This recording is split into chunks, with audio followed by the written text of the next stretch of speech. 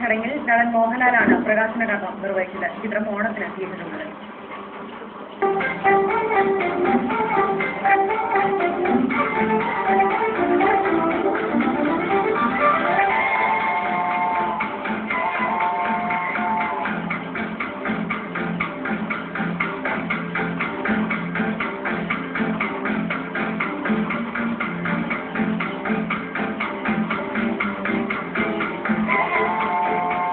സംഗീതത്തിന് ഏറെ പ്രാധാന്യം നൽകിയാണ് ബ്ലസ്സി പ്രണയം ഒരുക്കിയിരിക്കുന്നത്.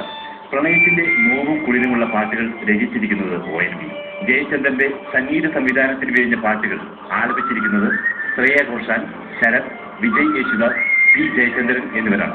ഐ ആം യുവർ മാൻ എന്ന ഗാനം ആലപിച്ചിരിക്കുന്നത് സാക്ഷാൽ മോഹൻലാൽ. പ്രണയം എന്ന് പറയുന്ന ഒരു മനോഹരമായ ചിത്രമായിരിക്കും എന്ന കാര്യത്തിൽ യാതൊരു സംശയമില്ല. അതിലൊരു ക്യാപ്ഷൻ തന്നെ അരസമായി തുറന്നിട്ടിരിക്കുന്ന വാനിലൂടെ അറിയാതെ പ്രണയം കടന്നു വരുന്നതാണ്. അത് പലരും മനസ്സിലാക്കുന്നില്ല. അത് മനസ്സിലാക്കുകയും അതിനെ സ്വീകരിക്കുകയും അതിനെ നമ്മുടെ ജീവിതത്തിന്റെ ഭാഗമാക്കി മാറ്റുകയും ചെയ്യുമ്പോഴാണ് life is more beautiful and a ഡ്രീമായിട്ട് മാറുന്നത്. അത്തരത്തിൽ ചിന്തിക്കുന്ന ഒരുപാട് പേരുടെ ഒരു കൂട്ടായ്മയാണ് ഈ ചിത്രം. ഈ ചിത്രത്തിലൂടെ കേരള ജനത മുഴുവൻ താൻ അഭിനയിച്ച 7 മികച്ച ചിത്രങ്ങളിൽ ഒന്നാണ് പ്രണയമെന്ന് അനുപം ഖേർ ചടങ്ങിൽ പറഞ്ഞു. I decided to do a Malayalam film with nothing in the language is English. But 2 months, language is still new to me. Nothing I have understood. I tried my level best to learn one sentence. And it is a disaster. I will still try and say that to you. Jnana Linga Lalayam Pranaya Queen.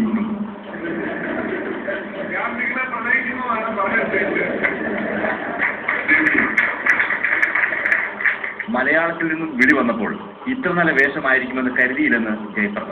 I'm still in the dream, a beautiful dream called Pranayam.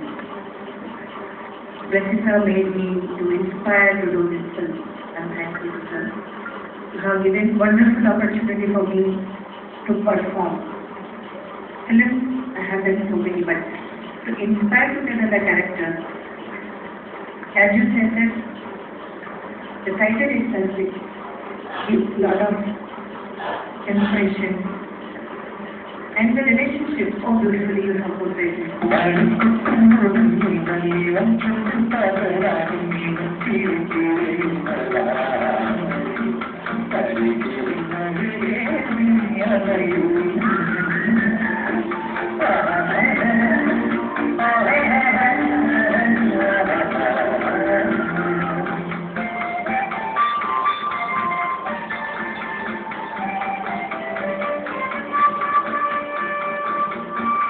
Asianet news, Kochi. ഏറെ പ്രശംസ പിടിച്ചുപറ്റിയ മായ രാവണന്